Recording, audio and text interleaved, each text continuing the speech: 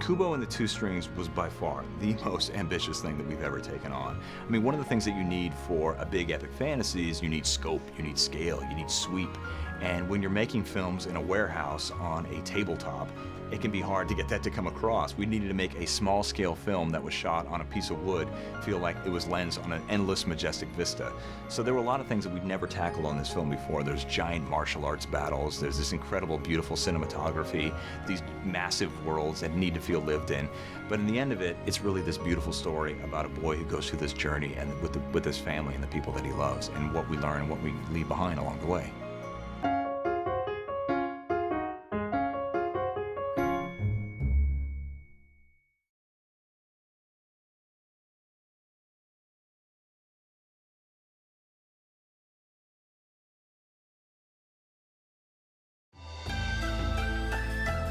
At its core, Kubo and the Two Strings is a stop-motion samurai film.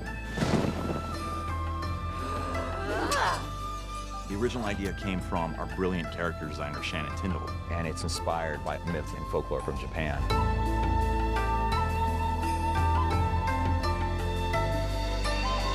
The thing that really makes this Japanese is the emotion, the human part of things. The culture has been captured, and in talking with the filmmakers, they themselves absorbed in the Japanese culture. It's a highly important part of Japanese culture to pay attention to detail. I saw so much detail, I was just blown away. There's an extensive amount of research that goes into all of the history. It definitely meant that we did want to go the extra mile to make sure that what we were doing was true to Japanese culture and history. You work with cultural consultants, you actually do research on your own, you go to museums, you study. We had someone come in and help us who is a Japanese culture expert. I was really proud to be a part of shaping some of the little cultural details, like the little text and getting those kinds of things right. We definitely didn't want to have any fonts or any copy in the film be misinterpreted or wrong, and it really is hard. So it's very nice to have you take some of the worry out of that for us.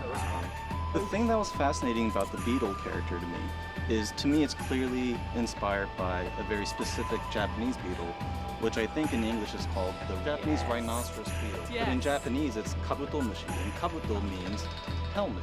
You took those two concepts and just merged it into one character. Yeah, we really did. Just before we were starting the build on Beetle, there was an amazing samurai exhibition down in the Portland City Art Museum. So we went down and we were very keen to see how the metal plates were backed. Was it leather? Was it fabric? How they would move?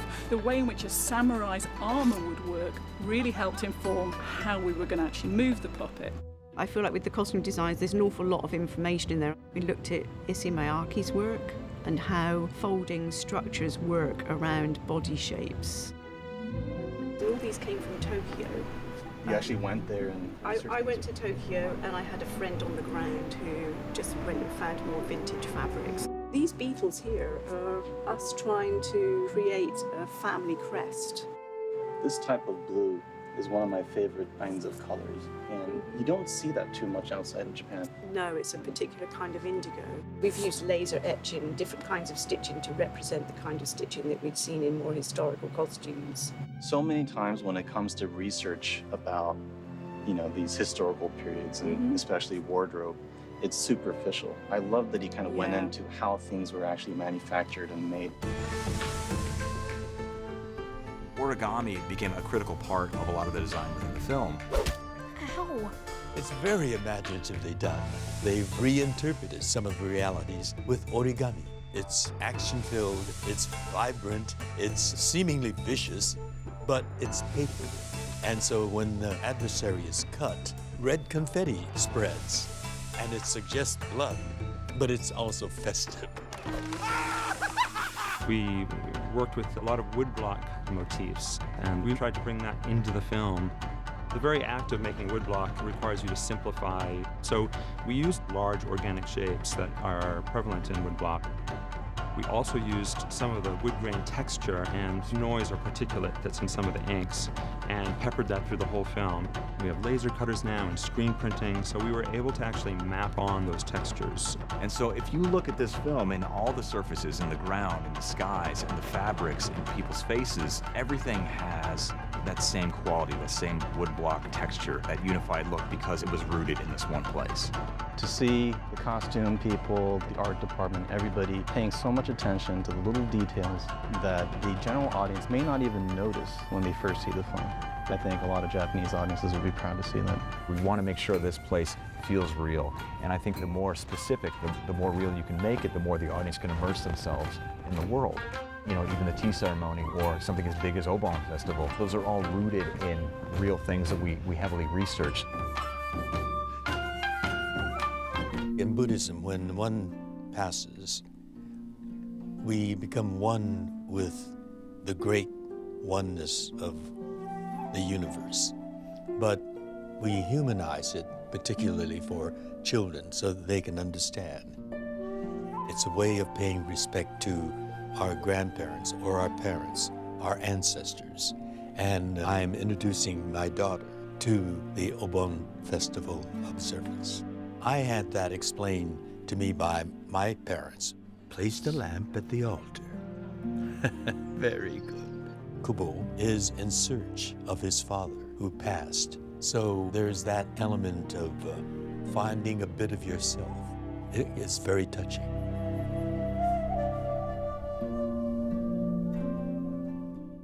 I'm just so proud that this company chose a Japanese environment to produce this emotion. It's really a Japanese film, capturing the Japanese sensibilities as well as the Japanese culture.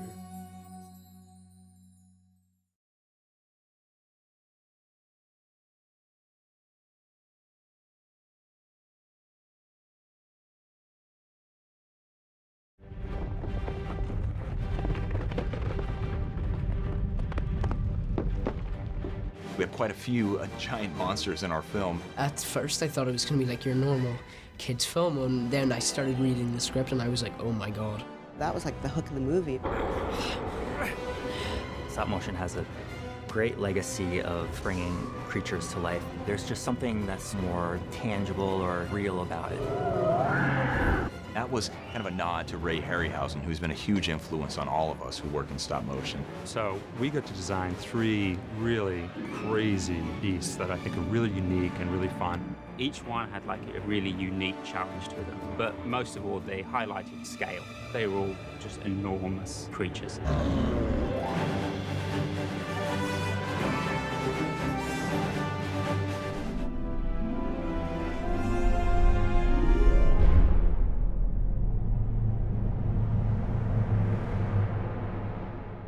This monster emerges from the shadows, and it's larger than life. It's the biggest thing you could possibly imagine. In our world, it would be a 100-foot monster. We built the largest stop frame puppet ever. He is literally 18 feet tall. We really didn't think that we were going to take on that scale. There was no hiding. We had to kind of go ahead and just bite the bullet and build it. It was an extraordinary challenge to build the engineering aspect of it, to put it together, to get it to move. You start off with a design, drawing, and a sculpture kit. And we took that information, and that was done in a CG model, and then start designing the framework, pretty much the structure of the skeleton. So start with what connects everything together. It's vertebra, its spine, it's its core. Once we design that, then we can go ahead and start laying layers of material, foam, cardboard, plastic, in order to create our 3-dimensional creature. A lot of foam to sculpt. Then after that we have the armor. Beyond that, where the rigging would connect and what would hold up the puppet. We knew from a rigging point of view and from an armature point of view, we wanted to make this thing as light as possible because we knew that we'd be fighting the scale and the weight. As we started to work it out, we figured that, no, this thing is really just a giant puppet. And so we applied the same principles that we would apply to any puppet, but just on a big scale. We're picking the elbow and the wrist up with cables. Instead of having a mechanical shoulder, we have magnets in the shoulder, and that allows us to roll the shoulder without loss of range. working with the giant skeleton was sort of an animator's worst nightmare. You know, your puppet is bigger than you are. And it was intimidating. How are we going to manage this huge thing? Not to mention it's scary looking. All the animators here, I'm sure, are used to working with puppets anywhere from 6 to 15 inches tall. This has a whole new set of different difficulties: access, physical space, weight. So it was really physically demanding. The slow day would be 8 frames a day in 12 hours. That's like over an hour a frame. Fast day, 18 frames. Thank goodness that's over.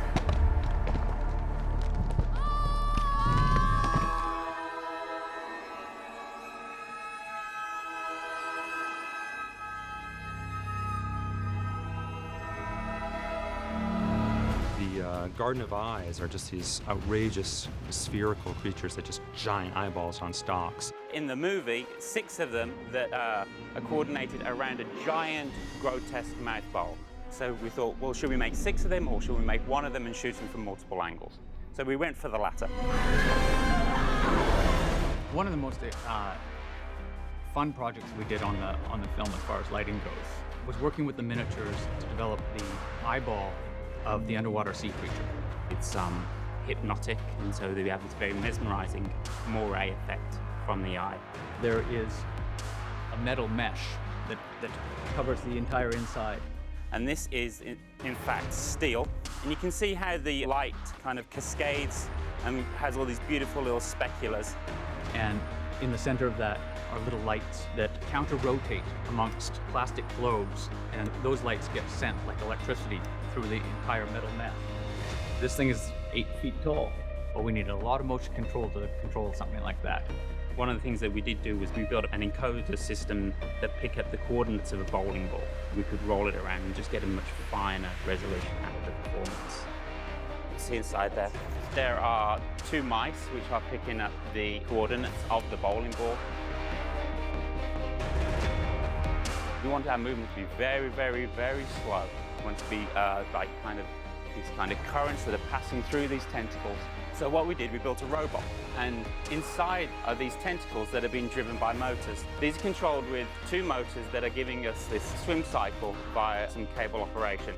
Each one of these dials, you can see, is kind of like visually placed over the body, and the animator is able to very, very gently nudge the performance around. And so the animator is never actually walking up to the machine and moving around with their hands. They're doing everything remotely. It simplified everything. You know, it made it easier for the animator to not have to get up on a giant ladder and move this huge eyeball around. I always said it was Centipede on steroids. You know, the way you controlled this thing made it incredibly easy and nerdily fun, you know, to get to do.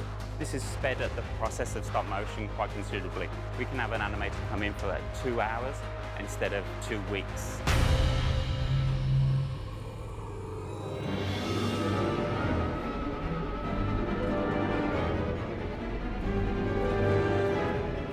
The monster I'd least like to face would be the Moon Beast, because his intention is pure evil.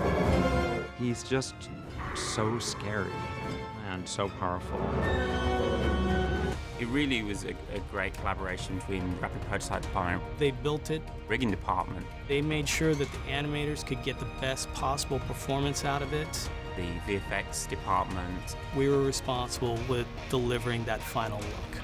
From the get-go, looking at this artwork, we knew that we needed to try something completely different that we hadn't done before as a studio. And we started sort of toying around with some ideas of how we could build this guy, and one of the things that came out of it was, what if we were to just completely 3D print the entire body? Typically, the only parts that we 3D print are the faces and some components inside the head, but the rest of the body of the puppet has got armature in it, and it's got silicone and real fabric. So Moonbeast is the first completely, fully 3D printed character we've ever created. We took advantage of being able to print in translucent. The translucency is actually a funny story. We wanted to give the appearance of a shimmer or a shine or a glimmer as this character swam through the light. So we experimented with a lot of different materials, including back painting these things with silver and back painting them with a glossy material. And ultimately we settled on Mylar. Now, Mylar is most commonly used in birthday balloons. So we went to our local grocery store and literally bought them out of gold birthday balloons And then we would adhere that gold on the back of these panels, and you'd see the gold through the translucent windows. So I feel really bad for any poor kid who had a birthday during that week in Portland, because we pretty much ransacked all the gold birthday balloons. There's no way the moon beast could ever move without the assistance of rigging. Our job in rigging was to start proposing ways to get from this outside shell to places where we could anchor an armature to put mechanics inside the puppet so it could move. It was really the leadership of Brad Schiff and the animators that did a really extensive research into serpentine movement of eels and fish. How do you move it and make it feel like a giant serpent? We looked at cats, how a big cat moves as it's stalking its prey, how a crocodile moves. You want the head to stay relatively steady while you feel the strength of the body. In terms of ultimately delivering the look that they wanted for the Moon Beast. And that's where visual effects came in. The plastic has some great benefits to it. We identified that we could take advantage of how the plastic reacts to different lighting scenarios. That allowed us to gather some interesting information in these images that we could then work with in collaboration with the visual effects department, and they could be taking these images and compositing them on top of one another to get the final look. The monsters in Kubo really did push the boundaries of puppet making and technology. It's a beautiful thing. I'm excited about that.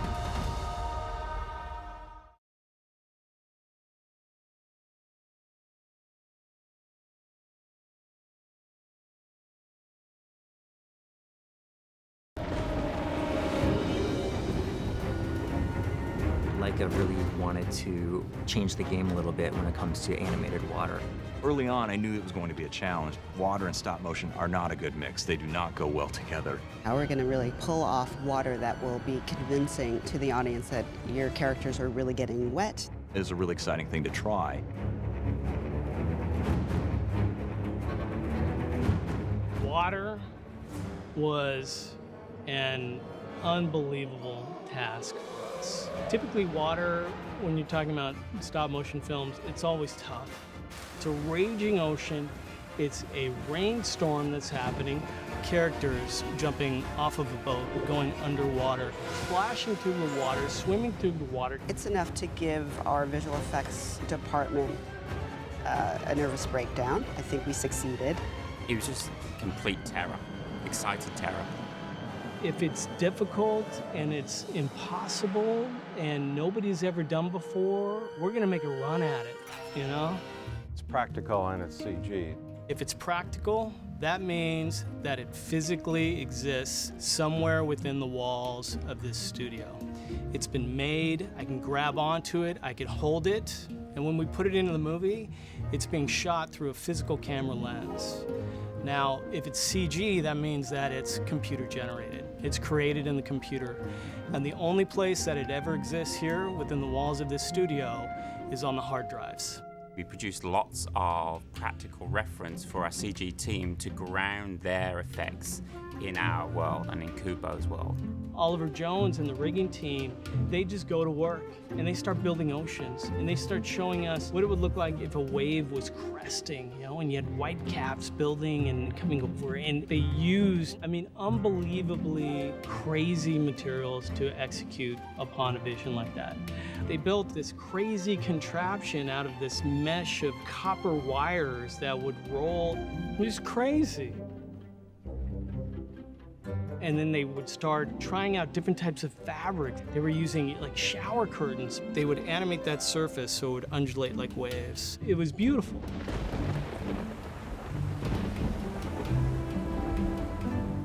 On the visual effects side, what we do is we take all of that practical reference, and that's where we start.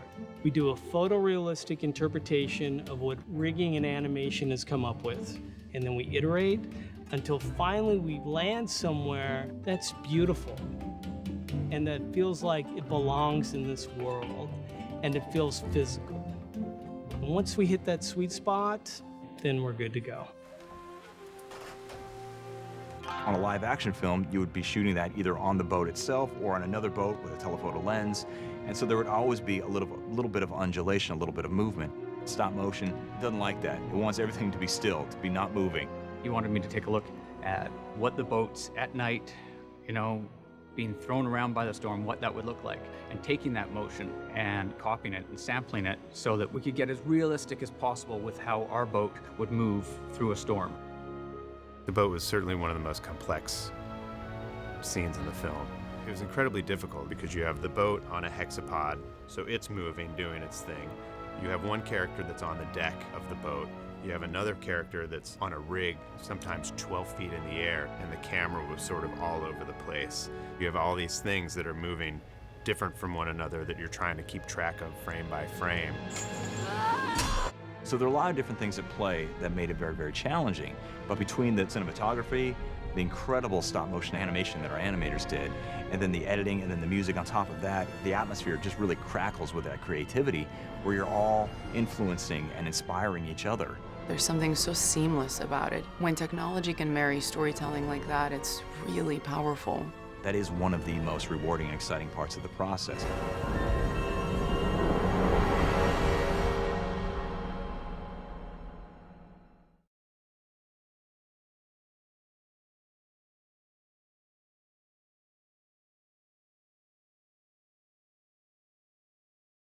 I just want to take a moment to express to you guys what an honor and what a thrill it is to bear witness to you guys weaving this incredible tapestry of beautiful music. Ariane, my producer, and I have been working on this film for 5 years. At the core of it, the central idea is the redemptive and the healing power of music. The thing about creation, the thing about art, is that it binds people together. It creates empathy. It gets us to understand and reflect on the shared humanity that we all participate in. And so it was really important that the music supplemented that idea.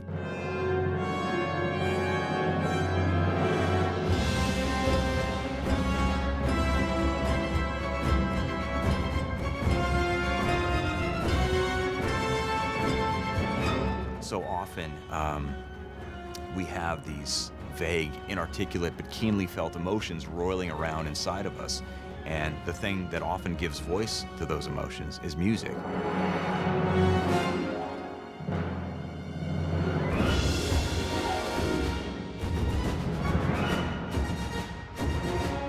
We wanted to make sure that we had some traditional Japanese instrumentation, but we also wanted to bring a more modern cinematic approach. We merged these two things, East and West, old and new, and come up with something completely new in the process.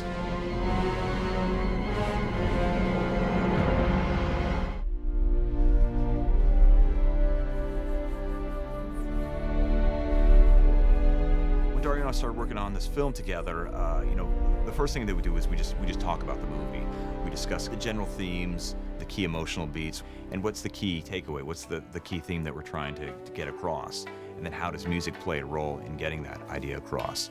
Travis would say, okay, what is the scene about? We're talking about family, we're talking about, Cuba's parents, how they met, how they lost each other, and so that kind of becomes the broken family theme, or the family that would like to be back together theme. When something like that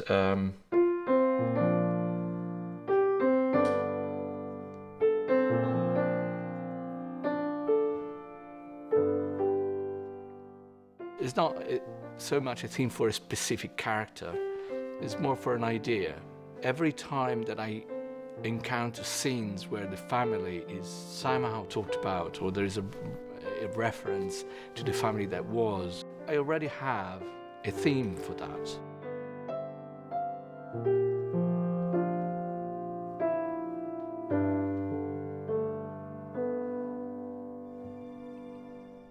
I think with this film, the main starting point for Dario would have been the Sharon's Inn.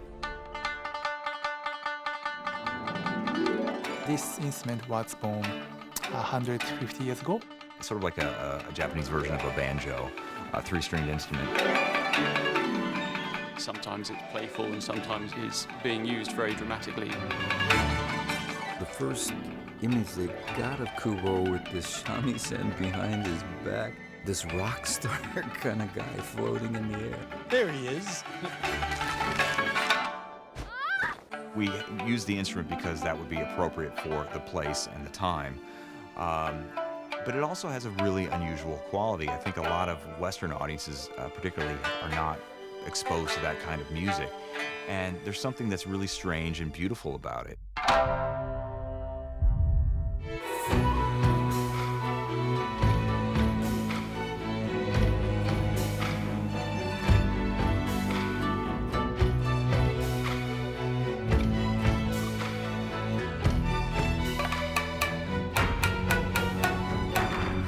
So many of us, I grew up in a Beatles household. My mother was a lifelong Beatle fan, and as a consequence, so was I. It was essentially the soundtrack of my childhood. We would play their records on the hi-fi, we'd blast their 8-tracks on my dad's blue Cougar Coupe. When it came time to try to find essentially a musical theme for the spirit of the movie, While My Guitar Gently Weeps was the perfect song for a variety of reasons, not the least of which was that the connection that it had with my own life and my own mother, which is so critical to this film. It's just a beautiful song, and in a lot of ways it's a portrait in contrast. It's very simple, but very sophisticated.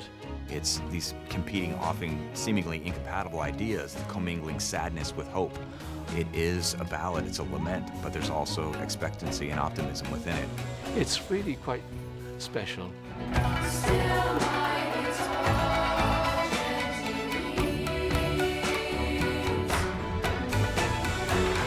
I just loved the whole thing from the beginning.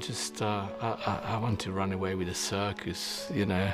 Dario is a storyteller. He's a storyteller with music. He seemed to absolutely be in sync with the spirit and the tone of the movie. He knew what I was going for. It's been really joyful from beginning to end. I really want to thank you for being part of this journey with us. To be here now, at the end of this journey, with you, and to experience you bringing this extraordinary story to life, it's a magical and moving experience for me, and a very fitting end to this whole journey. So thank you for that.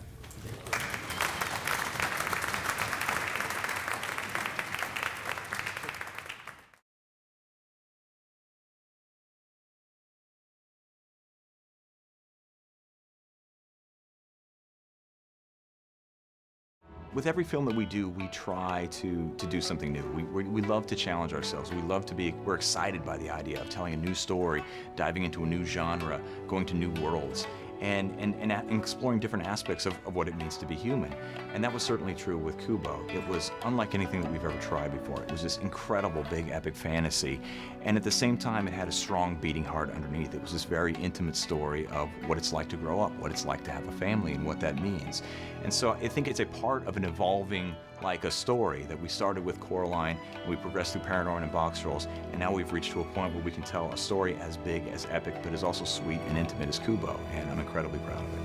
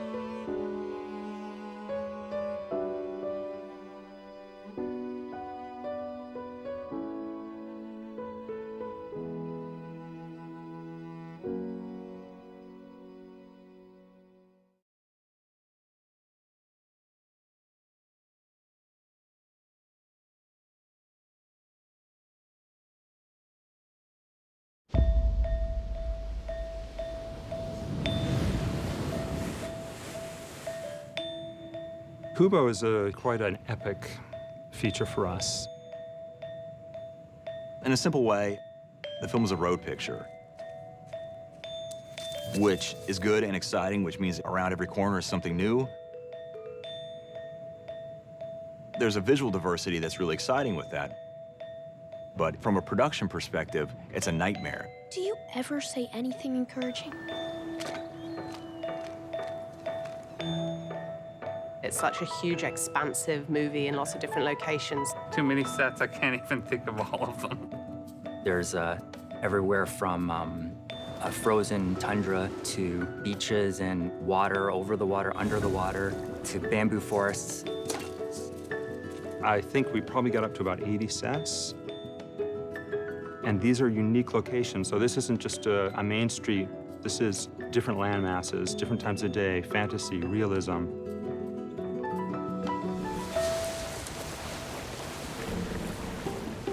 We knew it was going to be a challenge because every single scene is essentially in some new location.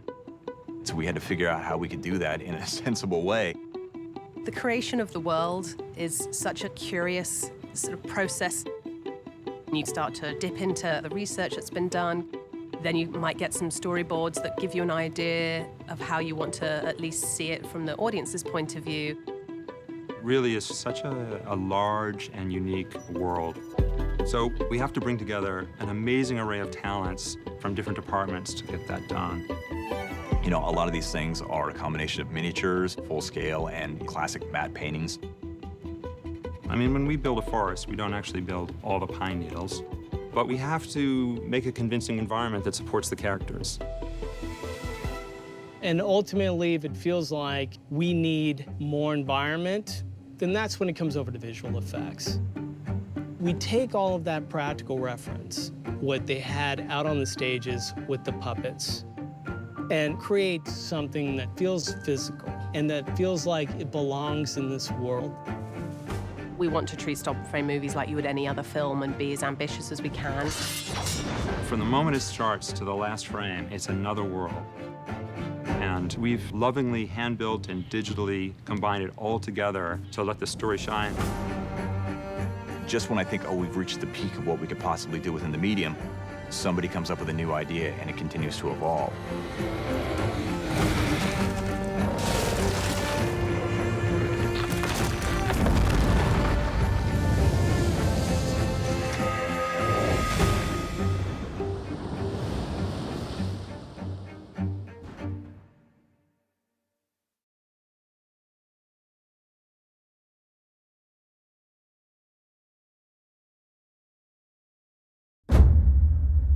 I remember this place.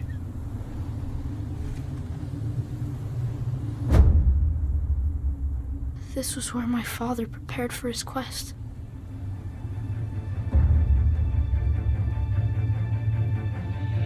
With every film that we make, we want to do something unique, something original, to tell stories that aren't typically told in animation. We are moving in different directions, and Kubo is definitely the most epic thing we've ever done. I don't got this. I don't got this. Oh, for crying out loud! At its core, Kubo and the Two Strings is a stop-motion samurai film. And as we started to develop the film over time, it became something that was much more. This isn't just about fighting monsters. You know, it's about family, it's about love, it's about trust. It's a great mythical adventure. Impressive. One of the things that really drew me to the project was the relationship between Kubo, Beetle, and Monkey. Must you play with your food? Yes. Kubo goes from his simple life to the big scary world out there. And so he has to go through this journey to fulfill his heroic destiny. And there are all kinds of challenges along the way. Well, you know, everything in it was too ambitious. But if something seems like it can't be done, that's normally when we show an interest in it.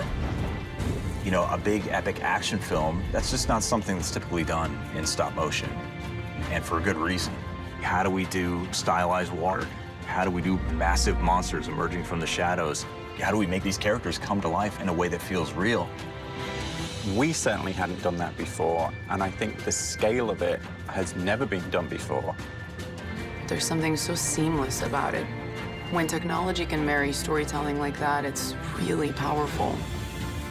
We're now here at the end of a 5-year process, and it really is a testament to all the artists who took this impossible challenge and turn it into this incredible piece of cinema.